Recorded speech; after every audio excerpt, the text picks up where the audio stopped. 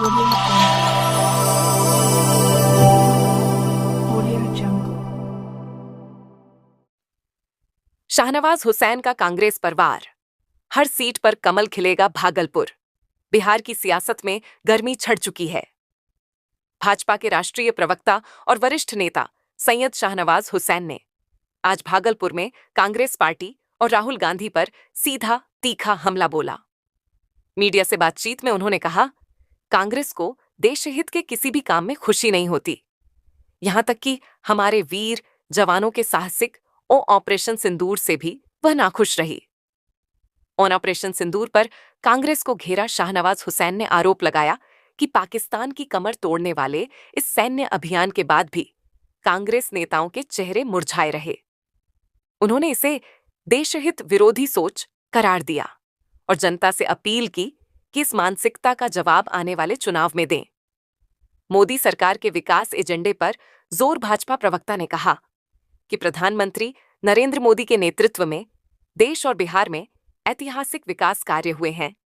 सड़क और बुनियादी ढांचे में बड़े बदलाव, सुरक्षा और रक्षा क्षमता में मजबूती, किसानों और गरीबों के लिए योजनाएं।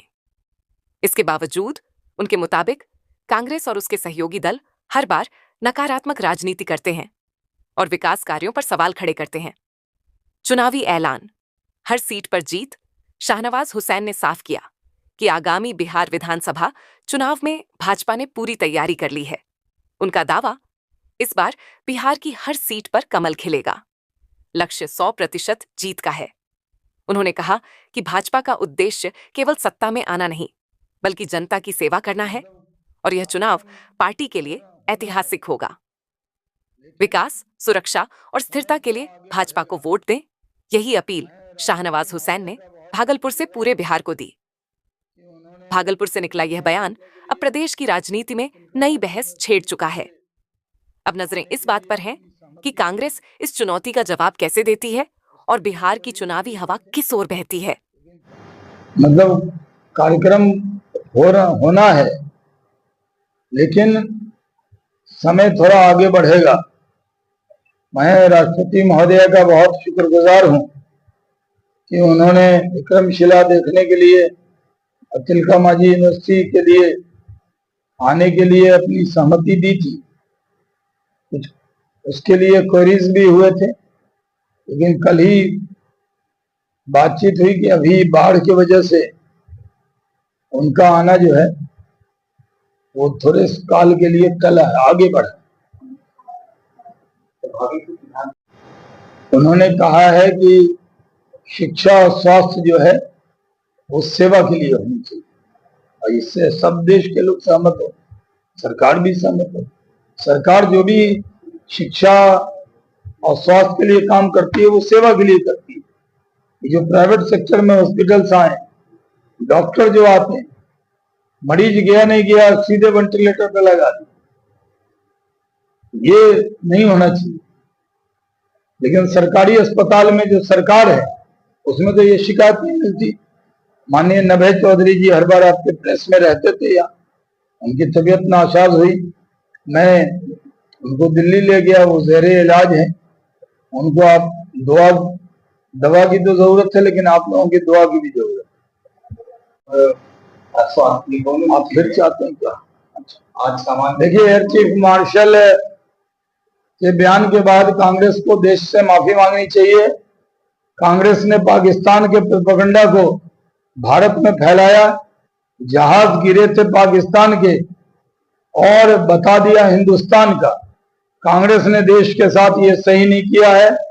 कांग्रेस पार्टी अपनी नादान हरकतों से बाज आए।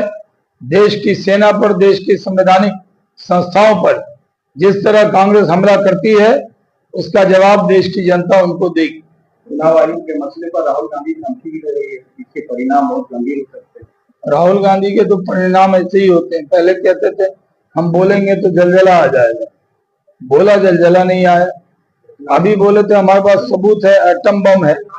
वो एटम बम लगता है खुद खा गए, कुछ हुआ नहीं। वो इसी तरह की बातें करते हैं।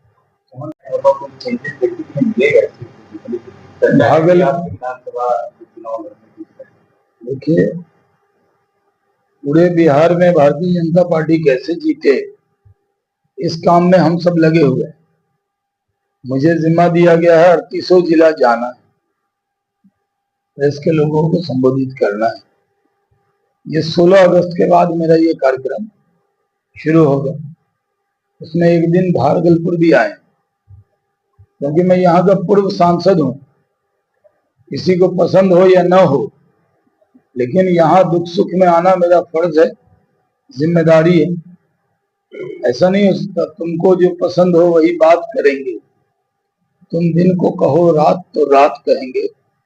मेरा कमिटमेंट है, जब तक सांस है तब तक भागलपुर का साथ है। उसके गवाह श्री शिवलोचन जी और श्री तरुण जी हैं। जब मैंने पहले दिन कहा था तो भागलपुर से दिल का रिश्ता है, और कोई सुख दुख होता है तो आना जाना हमारा फर्ज और जिम्मेदारी है। और राष्ट्रीय प्रवक्ता के नाते जब कोई कार्यक्रम भी दिया जाता है पार्टी से, तब मैं यहाँ आता हूँ। और पूरे बिहार की सारी विधानसभा सीट जीते, इसके लिए मैं पूरे ताकत से काम करूंगा, लगूंगा। एक बात बताएं,